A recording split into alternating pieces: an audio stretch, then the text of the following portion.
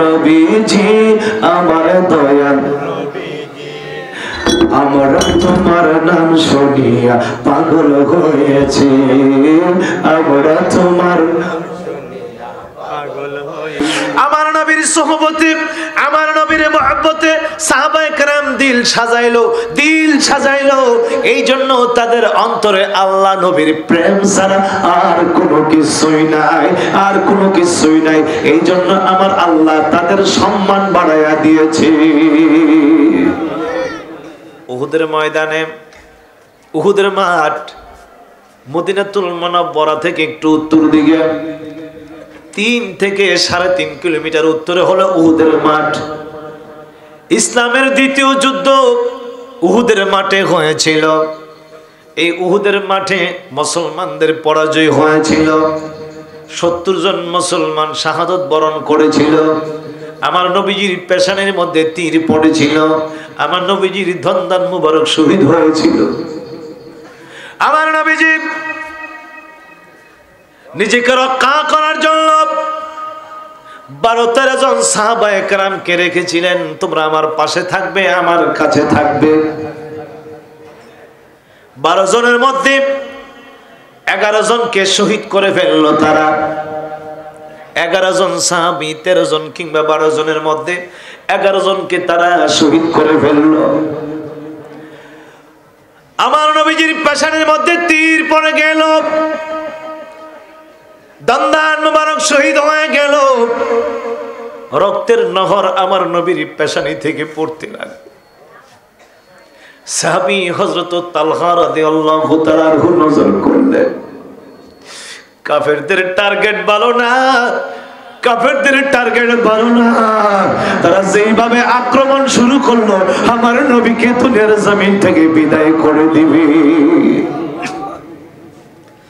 11 জনকে শহীদ করে ফেললো। একটার পর একটা আঘাত করা শুরু করলো। দুনিয়াতে থাকতে আমার নবীর গায়ে একটাও আঘাত পড়ার জন্য দিব না। পিঠটা বেঁধে দিলেন, হাত পেতে দিলেন, পাউটা সরাইয়া দিলেন। আমার নবীর হাতের উপর হাত রাখলেন, আমার নবীর বুকের উপর বুক রাখলেন, আমার নবীজির পায়ের উপর পা রাখলেন, মাথার উপর মাথা রাখলেন। একটার পর একটা তীরের আঘাত পড়তেই লাগলো, পাথরের আঘাত পড়তেই লাগলো। রক্তের বন্যা জারি হয়ে গেল। কিতাবে লিখেছেন একটা নয়, দুইটা নয়, হযরত তালহার পিঠে 70টা তীরের আঘাত পড়েছিল। একটা আঘাত মানুষ মারা যায়, কিন্তু তালহা রাদিয়াল্লাহু তাআলা আনহু এত আঘাত পাওয়ার পরেও হযরত তালহা দুনিয়ার জমিন থেকে বিদায় হয় না। আমার নবী তার একটা লকব দিয়েছিল, দুনিয়াতে যারা যুদ্ধের ময়দানে মারা যায় তাদেরকে শহীদ বলা হয়। তাদেরকে কি বলা হয়? বেঁচে থাকলে গাজী আর মারা গেলে শহীদ। কিন্তু আমার নবী হযরত তালহাকে ব্যতিক্রম একটা উপাধি দিলেন। নবী আমার সাহাবীদেরকে ডাক দেয়া কয়, সাহাবীরা রে, ও সাহাবীরা, আমার তালহার দিকে তাকাও।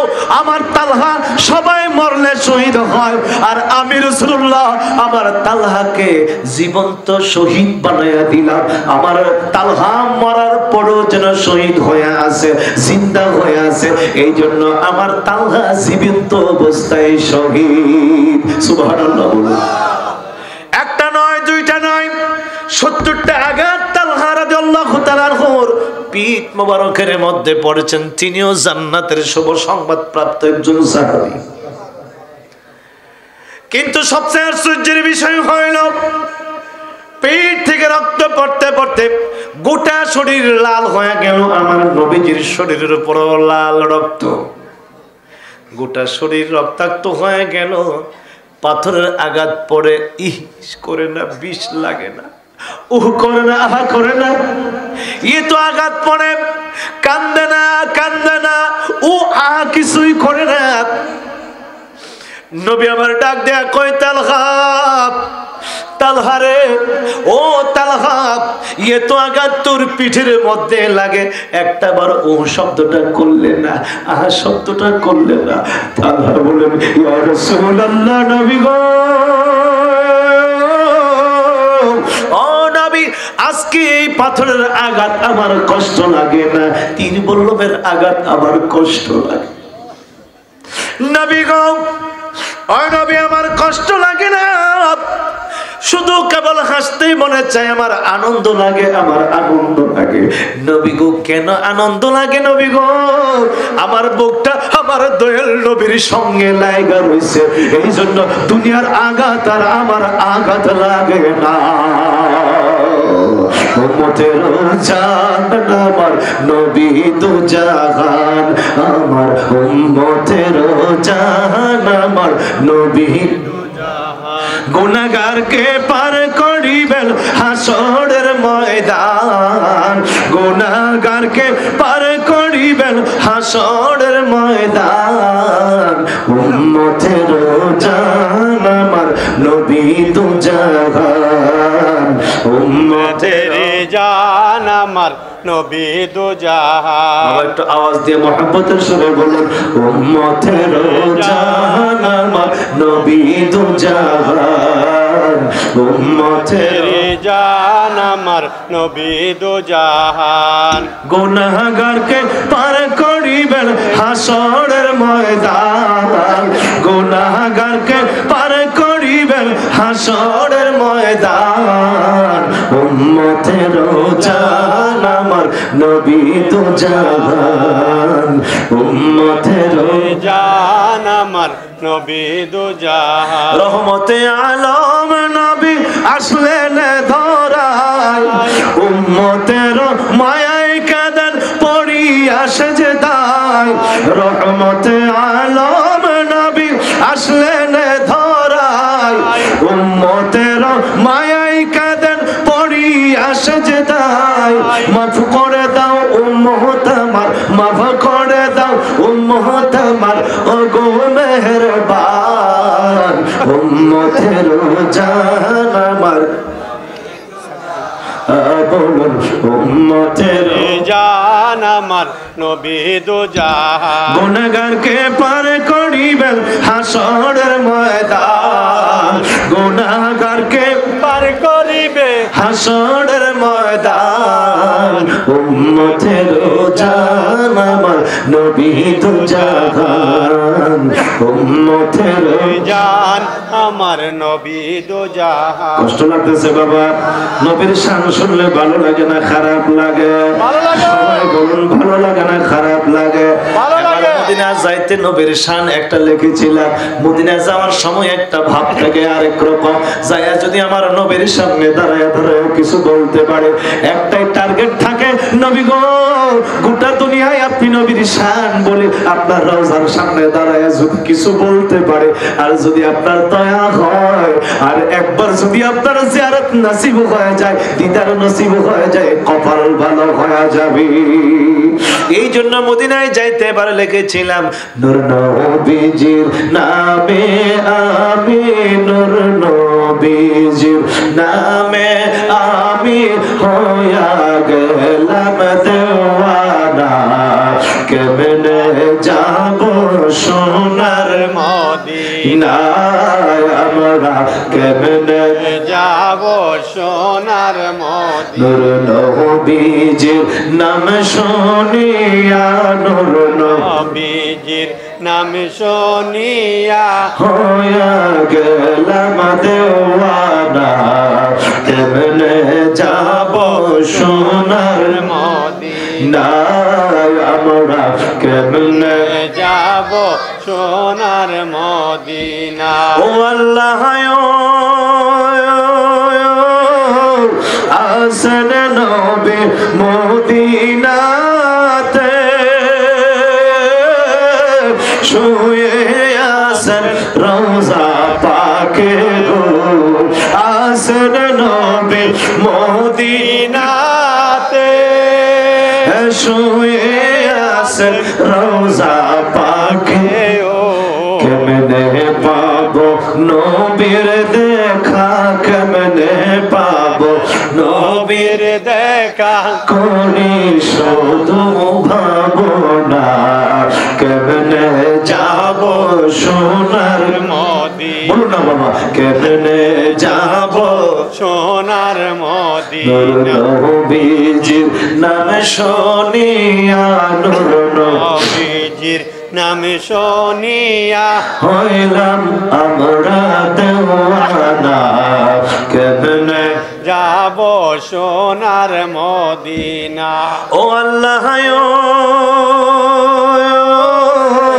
মদিনার সবুজ মিনার দেখতে লাগে কি চমৎকার গো মদিনার সবুজ মদিনা দেখতে লাগে কি চমৎকার গো দেখলে সবই পাগল হবে দেখলে সবই পাগল হবে জীবনে কবু ভুলবে না কেমনে যাব সোনার মদিনা না কেমনে যাব সোনার মদিনা নূর নবীজির নাম শুনিয়া নূর নবীজির নাম শুনিয়া হইলাম আমরা দেওয়ানা কেমনে যাব সোনার মদিনা ও বাবারা মদিনায় গেলে যারা মদিনায় যাবেন মদিনা শরীফে গেলেন মাঝে মাঝে রাত্র নিশীথে গভীরে যাবেন আমরা মাঝে মাঝে এমন টাইমে যাইতাম যেই টাইমগুলো নীরব টাইম কিছু পাগল কিছু প্রেমিক ঘুমায় না রাত্রের বেলা সবাই যায় ঘুমাইতে আমার নবী রওজার পাশে রাত্র নিশীথে গভীরে গেলে পাওয়া যায় কিছু আসে কিছু পাগল ওরা এমন সময় যায় নামাজ পড়ে না নামাজের টাইম নাই তাহাজ্জুদের সময়ও নাই এমন একটা সময় 1টা 2টা বাজে যাইলে দেখা যায় মসজিদের ভিতরেও না বাহিরে বৈশা অথবা দাঁড়ায়া শুধু কেবল আমার নবীর সবুজ মিনারের দিকে তাকায়া থাকি তখন আমি একজন পাগলের সাথে থাকবার মদিনাতে এই অবস্থাটা দেখে আমি বড় আশ্চর্য হয়ে গিয়েছিলাম ওই পাগলা আমার নবীর রওজা মুবারকের সামনে সবুজ মিনারের দিকে তাকায়া এমনি ভাবে আঙ্গুল দেয়া কি যেন ইশারা দিয়ে আমি দূর থেকে তার দিকে শুধু তাকায় রইলাম কি যেন ঠোঁটটা নাড়ায় বলে তার ভাষা আমি বুঝি না আমার তখন সাক্ষী দিয়েছে মনটা নিশ্চয়ই এই আশেকটা আমার নবীর সঙ্গে কথা বলতেছি সেখানে দাঁড়ায়া একটা নাচ শরীফ লিখেছিলাম শোনাবো হে নবী তোমার রওজা খানি যতই দেখি শান মিঠে না কত সুন্দর রওজা তোমার নূরে ভরপুর মদিনা কত সুন্দর রওজা তোমার নূরে ভরপুর হে নবী তোমার রওজা খানি যতই দেখি শান মিঠে না কত সুন্দর রওজা তোমার নূরে ভরপুর মদিনা কত সুন্দর রওজা নূরে ভরপুর মদিনা তোমার সবুজ মিনারে চেয়ে থাকি তোমার দিদারে তোমার সবুজ মিনারে চেয়ে থাকি তোমার দিদারে দেখা দিও গো নবী মিঠাও মনের যন্ত্রণা দেখা দিয়ে ও গো নবী মিঠাও মনের যন্ত্রণা হে নবী তোমার রওজা খানি যতই দেখি শান মিঠে না কত সুন্দর রওজা তোমার, নূরে ভরপুর মদিনা। আল্লাহুম্মা সাল্লি আলা মুহাম্মাদ ওয়া আলা আলি সাইয়্যিদিনা মুহাম্মাদ ওয়া আলা আলি সাইয়্যিদিনা। নবীর আজকে হরে পাগল দেওয়ানা, নবীর আজকে হরে পাগল দেওয়ানা। আরে আশিক সারা নবী বেশ যাবে না, পাগল সারা নবী যাবে। আইসো যাইতে হবে কবরে, আইসো যাইতে হবে কবরে। হিসাব নিকাশ দিতে হবে হাসরে, হিসাব নিকাশ দিতে হবে হাসরে। আল্লাহুম্মা সাল্লি আলা মুহাম্মাদ ওয়া আলা আলি সাইয়্যিদিনা মুহাম্মাদ ওয়া আলা আলি সাইয়্যিদিনা। করবা রে করবা গো করবা কি করবা বাড়ি করবা করে ও করবা কি 3.5 হাত কবর হবে বসতি, 3.5 হাত কবর হবে বসতি।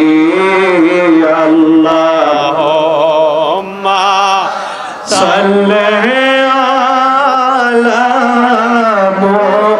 মুহাম্মাদ ওয়া আলা আলি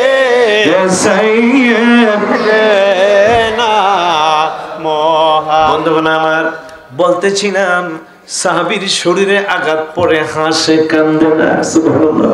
সুবহানাল্লাহ। নবী আমার ডাক দেয়া কয়, তালহা রে, ও তালহা, তোর কি কষ্ট লাগে না, তোর কি ব্যথা লাগে না?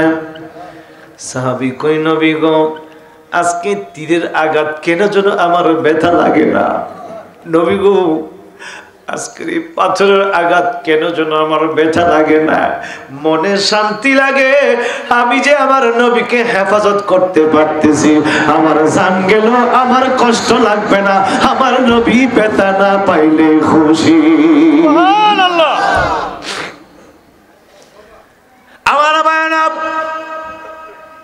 আমার আল্লাহ বলেন, সাহাবীরা আমার নবীর প্রেমে রঙিন হয়া নবীর সোহবত পাওয়ার জন্য তারা পাগল পাড়া হইয়া যাইত। মরণের চিন্তা করে না, মরণের কাছে নিজেরে দিয়া দিল, তারপর নবীরে বাঁচায়া রাখে। সুবহানাল্লাহ। নবীর সাথে লাগার জন্য, নবীর একটু ছোঁয়া পাওয়ার জন্য, আমার নবীজির বরকত পাওয়ার জন্য সাহাবায়ে কেরাম পাগল হইয়া যাইতেন। আমার নবীজি নখ মুবারক কাটলে সাহাবায়ে কেরাম এইভাবে দল বান্দা হামাগুড়ি দিয়া থাকতো, কার হাতে আমার নবীর নখ মুবারক পড়বে। সুবহানাল্লাহ। আমার নবীর বরকত। হযরত আব্বাস রাদিয়াল্লাহু তাআলা আনহু রাইসুল মুফাসসিরিন আব্দুল্লাহ ইবনে আব্বাসকে ডাক দিয়ে বললেন, রে আব্দুল্লাহ, তোমার কাছে একটা আমানত আমি রেখে যাই। হযরত আব্দুল্লাহ বললেন, বাবা কি আমানত আপনি রেখে যান? আব্বাস কিন্তু নবীজির চাচা। আব্বাস কে? নবীজির চাচা, আপন চাচা। বদরের যুদ্ধে গিয়েছিলেন নবীর বিরুদ্ধে যুদ্ধ করার জন্য। আমার নবীর বিরুদ্ধে যুদ্ধ করতে যায় মুসলমানদের কাছে বন্দী হয়ে গেল। কি হয়ে গেল? বন্দী হয়ে গেল। 70 জন কাফের বন্দী হয়েছিল। আবার 70টা কাফের মারা গিয়েছিল বদরের যুদ্ধ। মুসলমানদের সংখ্যা ছিল মাত্র 313। মাত্র কয়জন? 313। আর 1000-এর উপরে কাফের। 313 জনের কাছে পরাজয় বরণ করলো।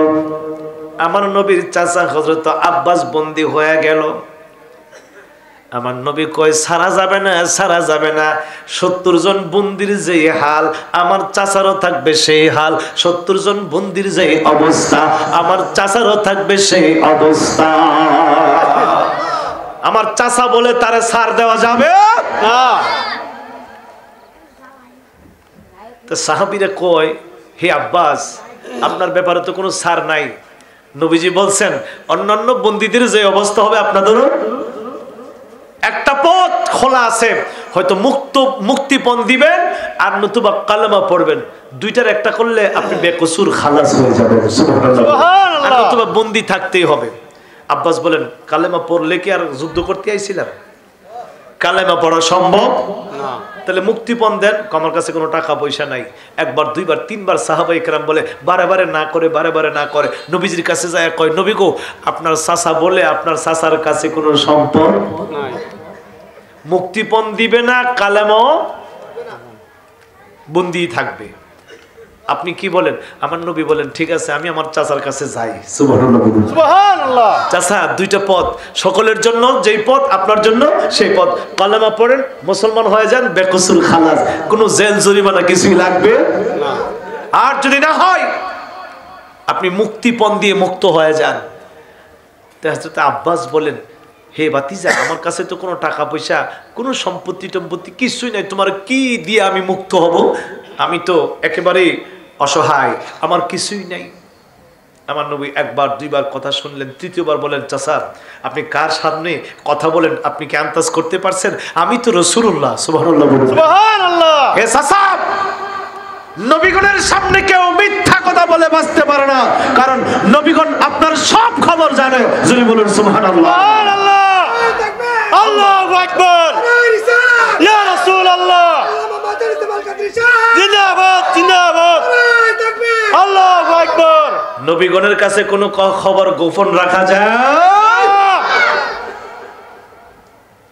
ঈসা নবী বলতেন কি, তোমরা ঘরে কি দিয়া খাই আইছো এটার খবর আমি জানি, ঘরে কি সম্পদ তুমি জমা রাখছো এটার খবর আমি নবী জানে।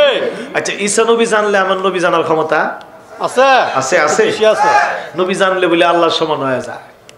জোরে কোন নাউজুবিল্লাহ। নাউজুবিল্লাহ। আরে এ বোকা মৌলবীর গোষ্ঠীরা, ও মুফতি মুফাসসিররা, নবী জানলে আল্লাহর সমান হয় না, নবী জানলে আল্লাহর সমান হয় না। নবী জানা আর আল্লাহ জানার মধ্যে পার্থক্য হলো, আমার আল্লাহকে কেউ জানায় না, আমার আল্লাহ কাহার থেকে জানতেও হয় না, আল্লাহ সত্তাগতভাবে জানে। আর নবীকে জানার ক্ষমতা দিয়েছে আমার আল্লাহ, এই জন্য আমার নবী জানে। নবীকে ক্ষমতা দিয়েছেন কে? আল্লাহ। জোরে বলেন, নবীকে জানার ক্ষমতা দিয়েছেন কে?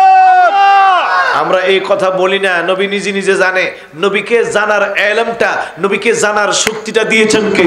আল্লাহ। আল্লাহ। আল্লাহ যদি নবীকে ক্ষমতা দিয়ে থাকে, আপনার আর আমার কোনো অসুবিধা আছে? আমার নবীর শান বাড়লে কোনো ক্ষতি আছে? না। তো তোমার মনে কেন কষ্ট হয়? নবীর শান শুনলে তুমি কেন শিরকের গন্ধ পাও? তুমি কেন পছন্দ করো না? বুঝতে হবে, আমার নবীর শান, আমার নবীর মান, আমার নবীর ইলম, আমার নবীর মর্যাদা যদি তোমার সহ্য না হয়, আমরা বুঝে নেব তোমার ভিতরে আমার নবীর মহব্বত নাই। এই জন্য নবীর শান তোমার কাছে ভালো। আমরা যদি মাওলানা সাহেবকে ভালোবাসি, আমাদের অত্যন্ত শ্রদ্ধাভাজন আপনাদের এই এলাকার একজন প্রবীণ আলেমে দ্বীন, আমি ছোটকাল থেকে ওনাকে এখানে পেয়েছি, অত্যন্ত ভদ্র বৈশিষ্ট্য একজন আলেম। যদি ওনার শান মান আপনারা শুনেন, আপনাদের কাছে ভালো লাগবে না খারাপ লাগবে? ভালো লাগবে। কে বলেন ভালো লাগবে না খারাপ লাগবে? ভালো লাগবে। এই ভালো লাগাটাই আবার আরেক দলের কাছে পছন্দ হবে না। কোন দলের কাছে? যার ভিতরে ওনার কোনো প্রেম নাই, যারা ওনাকে পছন্দ করে না, ওনাকে ভালোবাসে না, যতই শান শুনে ওই শান তাদের কাছে শান মনে হবে। আর যারা ভালোবাসেন একটু শুনলে আপনি বলবেন না আমরা হুজুরের কম ভদ্র মানুষ, ঠিক কিনা? নবীর শান শুনলে যদি গায়ে চুলকানি উঠে তাহলে মনে করতে হবে তার ভিতরে নবীর প্রেম নাই, নবীর ভালোবাসা। কি লাভ হবে তাফসিরুল কোরআন মাহফিল করে, এত বড় বড় বড় বড় সম্মেলন করে, 10টা 12টা প্যান্ডেল সাজায়, লক্ষ লক্ষ জনসমুদ্র তৈরি করে, জনসমুদ্রের মধ্যে বক্তায়ে মুফাসসিরে কি তাফসীর করে জানেন? মুফাসসিরে তাফসীর করে he is a cow boy, আমার নবী নাকি রাখাল ছেলে। নাউযুবিল্লাহ। তো বাড়িতে যায় করেন নাউযুবিল্লাহ। যেই মুফাসসির সাহেব তাফসীরুল কোরআন মাহফিল সাজায় আর নবীজিকে রাখাল বলে, রাখাল, এই তাফসীরকে শোনা যাবে না, এই তাফসীর শোনা যাবে। বুঝতে হবে এই মুফাসসির তাফসীরের তো বুঝে না যে কোরআনে আল্লাহ পাক নিষেধ করে দিয়েছেন, ইয়া আইয়ুহাল্লাযিনা আমানু লা তাকুলু রাইনা, আমার নবীকে রাখাল বলে সম্বোধন করা, রাইনা শব্দটা উচ্চারণ করা আমার নবীর জন্য, ঈমানদারের জন্য আমার আল্লাহ পাক চিরতরে হারাম করে দিয়েছেন। আর মুফতি মুফাসসির সাহেব তাফসীরুল কোরআন মাহফিল সাজায় বলে আমার নবী রাখাল। নাউযুবিল্লাহ। আল্লাহ যেখানে পরিষ্কার নিষেধ করেছেন, যেই শব্দের অর্থ ভালো থাকে, যেই শব্দের অর্থ খারাপ থাকে, যদিও ভালো অর্থ থাকে যার দ্বারা খারাপ বোঝায়, এই সমস্ত শব্দ আমার নবীর শানে ব্যবহার করা যাবে। পরিষ্কার যেখানে আল্লাহ কোরআনে বলছেন লা তাকুলু রায়না, তোমরা আমার নবীকে রায়না বলিও না। রায়নার দুইটা অর্থ। রায়নার কয়টা অর্থ? দুইটা অর্থ। একটা অর্থ রাখাল, আর একটা অর্থ আমাদের দিকে লক্ষ্য করুন, একটা অর্থ ভালো আর একটা অর্থ কি খারাপ। আমার আল্লাহ পরিষ্কার ঘোষণা দিয়েছেন, সাবধান হে ঈমানদারেরা, আমার নবীর শানে ওই শব্দ তোমরা লাগাইও না যেই শব্দের দ্বারা ভালো অর্থ হয় আবার খারাপ অর্থ হয়। যদিও শব্দের অর্থ ভালো থাকে, এই শব্দ নবীর শানে ব্যবহার করা উম্মতের জন্য আমার আল্লাহ হারাম করে দিয়েছেন, আমার আল্লাহ নিষেধ করে দিয়েছেন। আর মুফাসসির কয় আমার নবী রাখাল ছিল। আল্লাহর কথা ঠিক হবে না মুফাসসিরের কথা? আল্লাহর কথা। যেই মুফাসসির আল্লাহর বিরুদ্ধে তাফসীর করে, যেই মুফাসসির কোরআনের বিরুদ্ধে তাফসীর করে, যেই মুফাসসির আমার নবীর শানে বিয়াদবি করে, ওই মুফাসসিরের তাফসীর শোনা যাবে? কে বলেন শোনা যাবে? এগুলোকে অন্তর থেকে ডিলিট করতে হবে। তাদের বয়ান বক্তৃতা শোনা যাবে না, কারণ তাদের বয়ান বক্তৃতা সব ভালো, মাঝে মাঝে ঈমান ধ্বংসের কথা আসে, ঠিক কি না? সব খাবার ভালো, মাঝখানে কি থাকে? বিষ। বিষ কি বেশি খাইতে হয় না এক ফোঁটা খাইলেই চলে? বিষ কিন্তু পানির মতো, গ্লাস পোড়াইয়া বেশি পান করতে হয় না, এক ফোঁটা ছেড়ে দিলেই যথেষ্ট, জান নষ্ট হওয়ার জন্য, ঠিক কিনা? ঈমান নষ্ট হওয়ার জন্য বেশি তাফসীর শুনতে হবে না, বেশি বয়ান শুনতে হবে না, বেশি কথা শুনতে হবে না, বেশি বক্তব্য শুনতে হবে না। ঈমান নষ্ট হওয়ার জন্য এই ধরনের একটি কথাই যথেষ্ট, ঠিক কিনা? আমার নবী আলিফ বা তাসা পড়তে জানেন না। কি মুফাসসির সাহেব, আমার নবী 1 2 ABCD আলিফ বা তাসা এগুলো আমার রাসূল পড়তে জানতেন না। নাউযুবিল্লাহ বলেন, নাউযুবিল্লাহ। আমার নবীজি বলেন বইস্তুম মুআল্লিমান, আমারে আল্লাহ শিক্ষক বানায়া দুনিয়ার জমিনে পাঠাইছে। কি বানায়া? শিক্ষক বানায়া। এখন আমরা স্যারে শিক্ষকতা করে, শিক্ষা অর্জন না করে কেউ শিক্ষক হইতে পারে? কে বলেন শিক্ষক হইতে পারবে? ওনারে সেই মর্যাদা দেওয়া যাবে? উনি কি সেই চেয়ারে বসতে পারবে? শিক্ষকতা গুণ, শিক্ষাগত গুণ আসি বিধায় তিনি শিক্ষক হয়েছেন এবং শিক্ষকতা করতে পারেন, ঠিক কিনা? আমার নবী কই বইস্তু মুআল্লিমান, আমার আল্লাহ আমাকে পাঠাইছে মুআল্লিম করে, শিক্ষক করে শিক্ষা দেওয়ার জন্য। যিনি শিক্ষা দিবেন তিনি যদি না জানে তাহলে এই শিক্ষকরা কেউ মানবো না। কি বলেন মানবো না? আরে বোকা মুফাসসির, তুই কেমনে এই সমস্ত তাফসীর করস? আমার নবীর এই সমস্ত জ্ঞান ছিল না। আরে জ্ঞান ছিল, আমার নবী লিখতে পারতেন, পড়তে পারতেন, কিন্তু লেখা এবং পড়া আমার নবীর দায়িত্বে না। স্যার এখন প্রিন্সিপাল, প্রিন্সিপাল কি লেখে? কেরানি আছে না? উনি লেখে না বিদায় ওনাকে বলা যাবে উনি লিখতে পারে না? আরে না লেখাটা ওনার শান, কারণ লেখন না আছে, লেখন না কেরানি আছে, করণিক আছে, করণিকের কাজ লেখা, হিসাব রক্ষা করা, এটা প্রিন্সিপালের কাজ। আমার আল্লাহ বলেন, হেরে দুনিয়ার মানুষ, আমার বন্ধুর যে কি জ্ঞান, আমার বন্ধুর যে কি শান বোঝানোর জন্য আমার নবীকে আমি মুআল্লিম করে পাঠাইলাম, তোদের মতন লেখাপড়া শিখাইয়া নয়। আমার নবীর শিক্ষক, আমার নবীর উস্তাদ, আমার নবীকে শিক্ষা দিয়েছেন স্বয়ং আল্লাহ। জোরে বলুন সুবহানাল্লাহ। সুবহানাল্লাহ। আল্লাহর এলেম কালামের কোনো কমতি আছে? শিক্ষাগত যোগ্যতা আমরা হুজুরের সাথে একটু কম। কেমনে তফসির করে, আহা! এই জন্য বাবা খুব সাবধান, নবীর শানে তফসির করতে গেলে খুব সাবধানে তফসির করতে হবে। যেমনে মনসা এমনে যা মুখে তা আসে এভাবে যদি তফসির করে কোন কথার দ্বারা যে বিয়াদবি হয়ে যায় তো বলা যায়।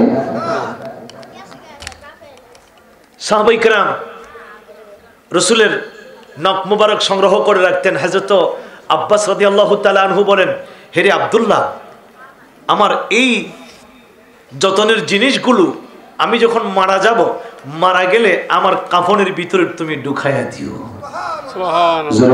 সুবহানাল্লাহ। হযরত আব্বাস নবীজির চাচা বন্দী হয়ে গেছিল বদরের যুদ্ধে, আমার কাছে কিছুই নাই। নবী কই, নাই চাচা, আমি বলে দিই কি আছে। আপনি যুদ্ধের ময়দানে আসার আগে আপনি আমার চাচির কাছে 80টা স্বর্ণ মুদ্রা রাইখা আসছেন, যাতে মাটির নিচে পুইতা রাখে। আপনি যদি মরে যান তাহলে আপনার সন্তানের মধ্যে যেন এটা বন্টন করে দেয়, আর গেলে তো আপনি নিজেই পাইবেন। আপনি কি এই কথা বলে আসেন নাই? সুবহানাল্লাহ বলুন।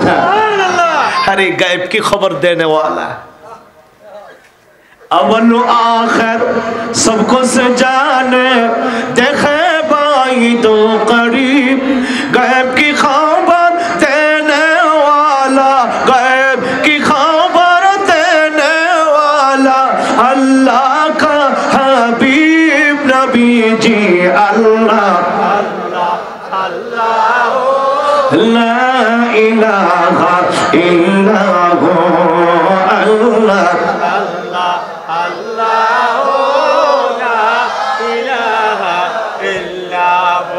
আমার নবী চাচাকে ডাক দিয়ে বলেন, চাচা, আমার চাচা মুদ্রাগুলো রেখে আসছেন। হযরত আব্বাস আমার নবীর চেহারা মুবারকের দিকে তাকায়া থাকে, আমার নবীর চেহারা মুবারকের দিকে তাকায়া থাকে। কিছুক্ষণ পর ডাক দিয়া কই, নবী গো, ও নবী, কার বিরুদ্ধে আমি যুদ্ধ করার জন্য আসলাম? কারে আমি বাতিজা মনে করলাম? আমি যে গোপন সূত্রে, আমি যে গোপন জায়গায় আমার বিবির কাছে সম্পদ রেখে আসছি, আমি ছাড়া, আমার বিবি ছাড়া কেউ জানে না। যিনি এই কথা বলতে পারে তিনি নবী ছাড়া আর কে হয় না। হযরত আব্বাস ডাক দিয়া কই, নবী গো, ও নবী, এখন আর বাতি যায় না, বাতি জানা, এখন আর বাতি জানা, বাতি জানা।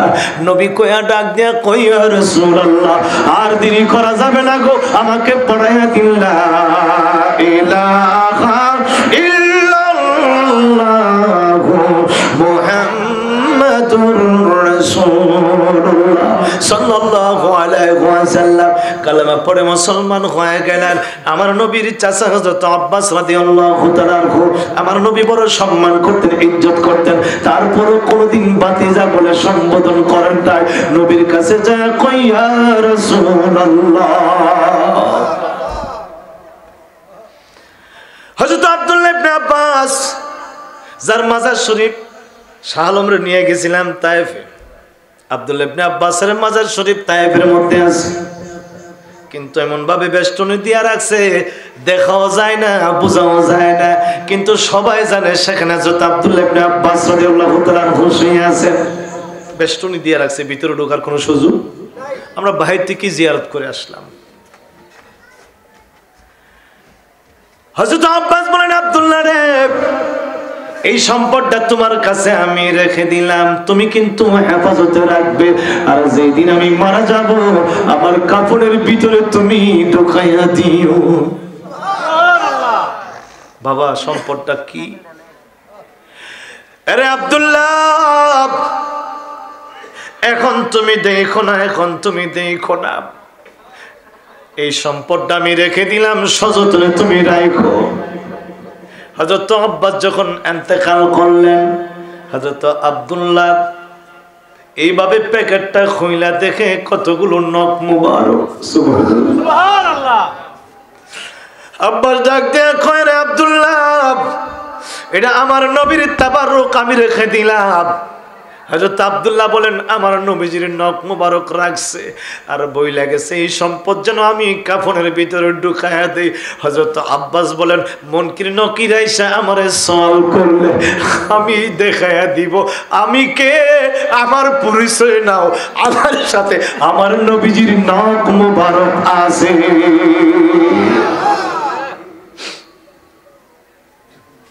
সাহাবায়ে কেরাম পাগল হয়ে যাইতেন, নবীজি থুতু মোবারক দিলেন, থুতু মোবারক হাতে নেওয়ার জন্য পাগল হয়ে যাইতেন।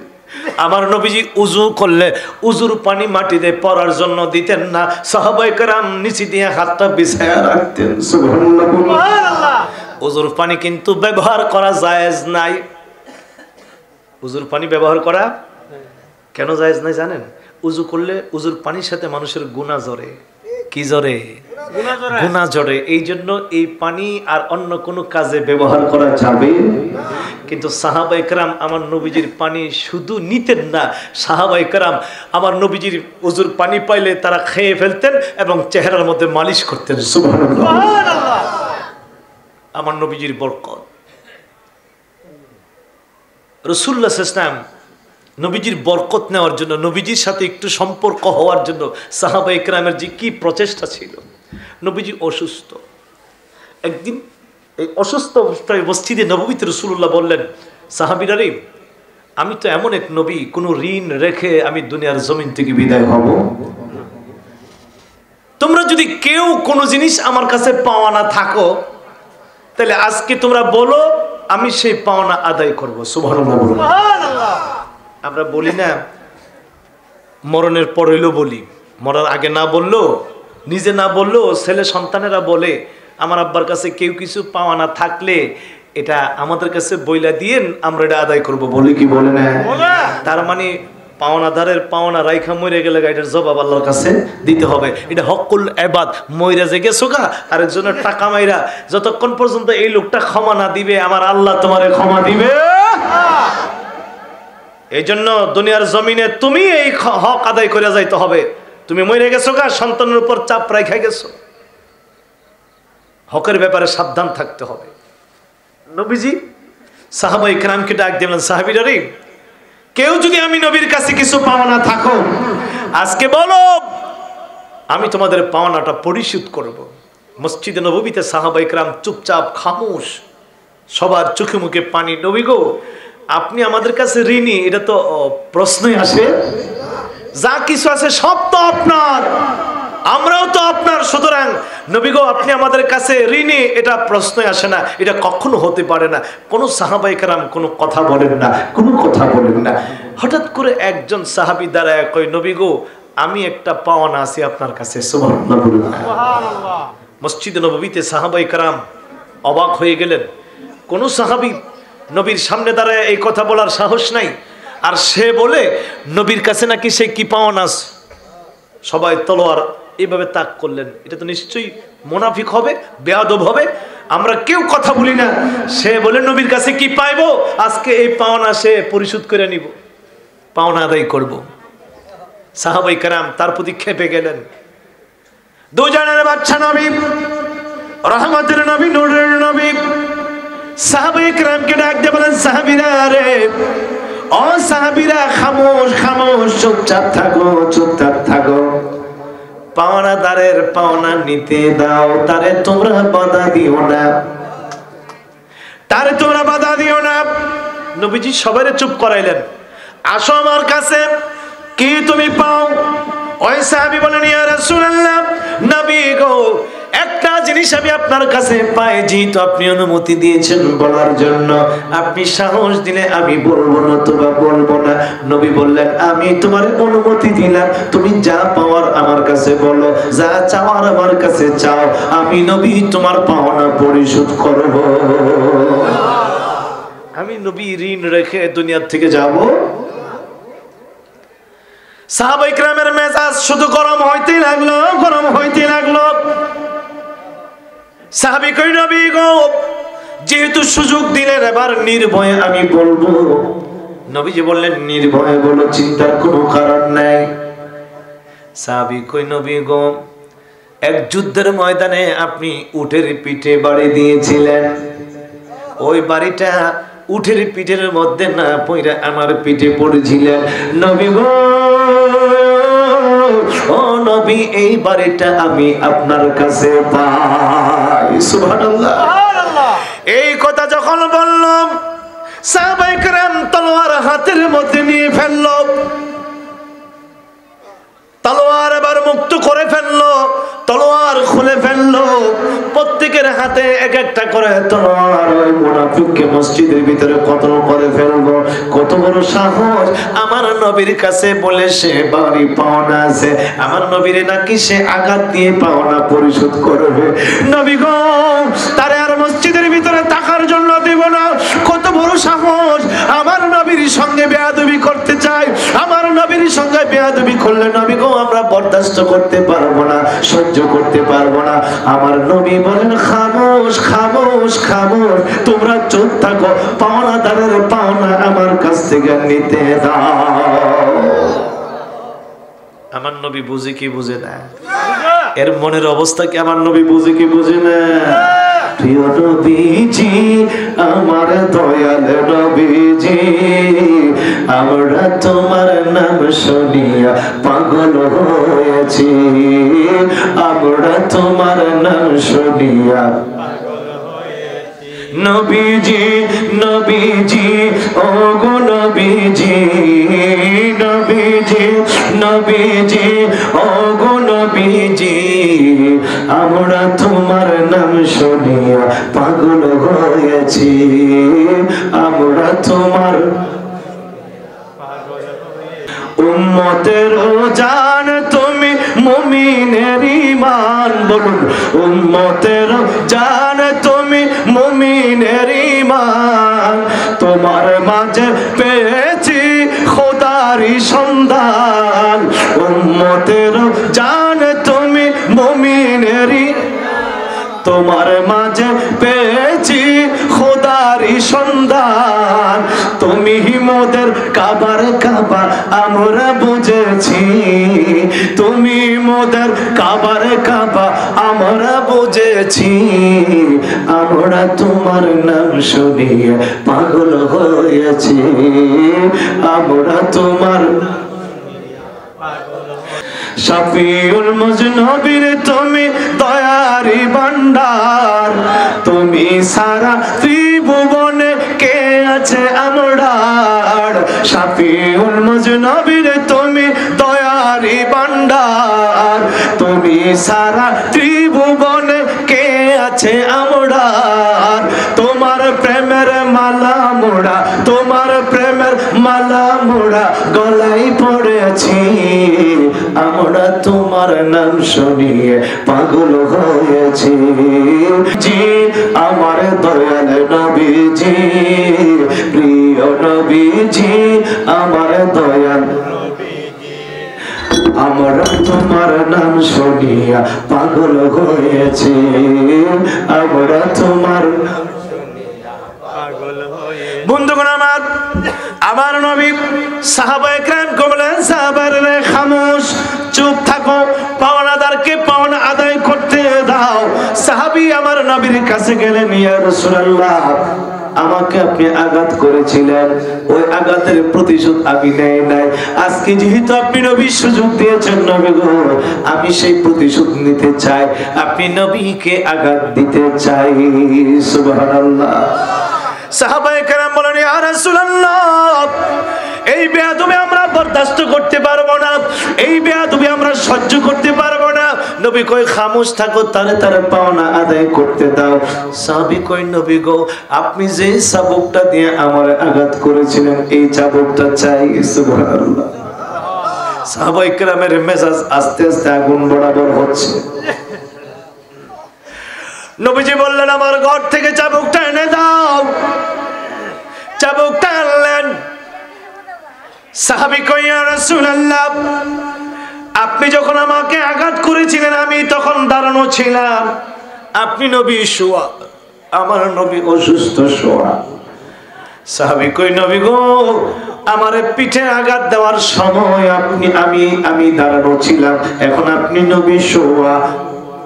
আমার নবী কই তোমরা আমাকে ধরো আমি দাঁড়াই। সুবহানাল্লাহ সুবহানাল্লাহ। সাহাবায়ে কেরাম কই নবী গো এত বড় বেয়াদবি, এত বড় সাহস আমরা বরদাস্ত করতে পারতেছি না। নবী গো আপনি অনুমতি দেন তার গর্দান আলোক করে ফেলবো। আমার নবী কই থামো থামো থামো, তারে তোমরা কিছুই বইলো না, তার ব্যাপারে তোমরা আমি রাসূল তাকে অনুমতি দিলাম, সে আমার কাছ থেকে জান্নে পাওনা পরিশোধ করতে চায়, এমনি আমি নবী তার পাওনা দিয়া দিব। বারবার আমার নবী চুপ করায়। ওই সাহাবীটা ডাক দেয়া কই নবী গো ও নবী আপনি যখন আমাকে আঘাত করেছিলেন আমার শরীরে কোনো জামা ছিল না, কাপড় ছিল না, আপনি নবীর গায়ে জামা আছে। সাহাবায়ে কেরাম কই নবী গো কত বড় বেয়াদব, কত বড় সাহস, আমার নবীর জামা মুবারক খোলাইব, আমার নবীজির জামা মুবারক খোলাইয়া তারপরে আমার নবীর আঘাত করব। নবী আমার ডাক দেয়া কয় সাহাবীরা রে ছেড়ে দাও, তাকে ছেড়ে দাও, সে যেমনি পাওনা নিতে চায় এমনি আমি তার পাওনা দিয়ে দিব, তার পাওনা দিয়ে দিব। আমার নবী আস্তে আস্তে জামা মুবারক উঠায়, আমার নবীজি আস্তে আস্তে জামা মুবারক আলোক করলেন। সাহাবী পিছনে যাইয়া আমার নবীকে জড়াইয়া ধইরা বুকটা লাগায়া কই নবী গো ও নবী বহুদিনের অপেক্ষায় ছিলাম, আশায় ছিলাম নবী গো কেমনে আমার বুকটা আপনি নবীর সঙ্গে একটু লাগাই। নবী কই তুমি বাড়ি দিবা না, আমারে আঘাত করবা না। সাহাবী কই নবী গো আমার বেয়াদবি আপনি ক্ষমা করে দিবেন, আমার গুস্তাহি আপনি মাফ করে দিবেন।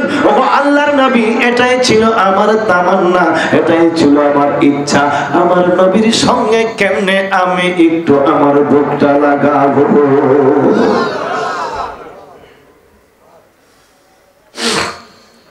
ও আমার বাবা না সাহাবায়ে কেরাম নবীর প্রেমে নিজের জীবনটারে সাজাইলো। এই জন্য আমার আল্লাহ সাহাবায়ে কেরামের মর্যাদা বাড়াইছে না কমাইছে? কি বলেন, বাড়াইছে না কমাইছে? আজকেও যদি আমরা নবীর সাথে সম্পর্ক রাখি আমার আল্লাহ আমাদের ইজ্জত বাড়াইবে না কমাইবে? নবীর সাথে আমরা সম্পর্ক রাখতে চাই কি চাই না? জোরে বলুন চাই কি চাই না? মরা গাছ জান্নাতি হয়ে যাবে নবীর সাথে সম্পর্ক করে। সুবহানাল্লাহ বলুন। মরা গাছ জেতা গাছও জেতা গাছ নয়, মরা গাছ। আমার নবীর পায়ের ছোঁয়া পেয়েছেন। আজকে এই মরা গাছ রিয়াজুল জান্নাতের ভিতরে উস্তুনে খান্না নাম একটা খুঁটি আছে রিয়াজুল জান্নাতের ভিতরে নবীজির মিম্বরের পাশে। সুবহানাল্লাহ বলুন না। এই খেজুর গাছের মধ্যে পাও লাগাইয়া আমার নবীজি খুতবা দিতেন।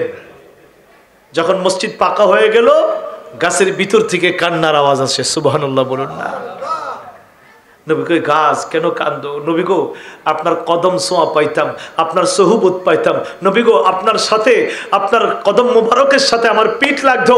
ও আল্লাহর হাবিব আমি যে কি শান্তি পাইতাম, আমি যে কি আরাম পাইতাম। ও নবী আপনার মসজিদ পাকা হয়েছে, আপনি আমাকে দূরে সরাই দিয়েছেন, বিরহ বিচ্ছেদ ব্যথা আর আমি সহ্য করতে পারি না, এই জন্য আমার কান্না আমি আর মানায় রাখতে পারি না। জোরে বলুন সুবহানাল্লাহ। জেতা গাছ না মরা গাছ? মরা গাছ। নবী কই কাঁদিস না, কাঁদিস না, তুমি যেহেতু আমাকে ভালোবাসো, আমাকে মহব্বত করো, আমি নবীর সঙ্গে তুমি জান্নাতে থাকবে। জোরে বলুন সুবহানাল্লাহ। গাছকে আমার নবীজি দাফন করতে বলছেন। সাহাবীরা রে আর কোথাও রাখো না, আমার রিয়াজুল জান্নাতের ভিতরে, আমি নবীর মসজিদের ভিতরে, আমি নবীর মিম্বরের পাশে তাকে দাফন করে দাও। জোরে বলুন সুবহানাল্লাহ। সুবহানাল্লাহ। নবীর প্রেমে মরা গাছ কোথায়? জান্নাতে। জোরে বলুন মরা গাছ কোথায়? জান্নাতে। জান্নাতে। গাছ ডাক দেয়া কই নবী গো আমি আর কিচ্ছুই চাই না, একটা আবদার আপনার কাছে থাকবে নবী গো। দুনিয়াতে বেঁচে থাকার স্বাদ আমার নাই, দুনিয়াতে আমি আলো বাতাস ভোগ করার স্বাদ আমার নাই। নবী গো, ও নবী, আপনি আমাকে একটা ওয়াদা দেন, একটা কথা দেন, হাসরের ময়দানে আপনি নবীর কদম মোবারক আমার পিঠে একবার রাখবেন কিনা জানতে চাই। নবী আমার ডাক দেয়া কয়, গাছ, ও গাছ, তুমি যেহেতু আমাকে ভালোবেসেই ফেলেছো, যাও, আমি কথা দিলাম আমি নবীর সঙ্গে হাসরের দিন তুমি আমার কাছে থাকবে। নবীজি, নবীজি, আমরাই আপনার দিদার পাবনি, বলুন নবীজি, নবীজি, দিদার পাবো। একটু মোহাম্মদের আওয়াজ, নবীজি, নবীজি, আমরাই আপনার দিদার পাবো। দিদারের আশায় শুধু, দিদারের আশায় শুধু জড়ে চোখের পানি, নবীজি, নবীজি, আমরাই আপনার দিদার পাবনি, বলুন নবীজি, নবীজি, দিদার পাবো। ওস্তুনে হান্নানা ছিল নবীর পাগল দেওয়ানা, ওস্তুনে হান্নানা ছিল নবীর পাগল দিদার পাইয়া মোরা গাছে, দিদার পাইয়া মোরা গাছে হইল জান্নাতি। নবীজি, নবীজি, দিদার পাবনি, বলুন নবীজি, নবীজি, আপনার দিদার পাবো।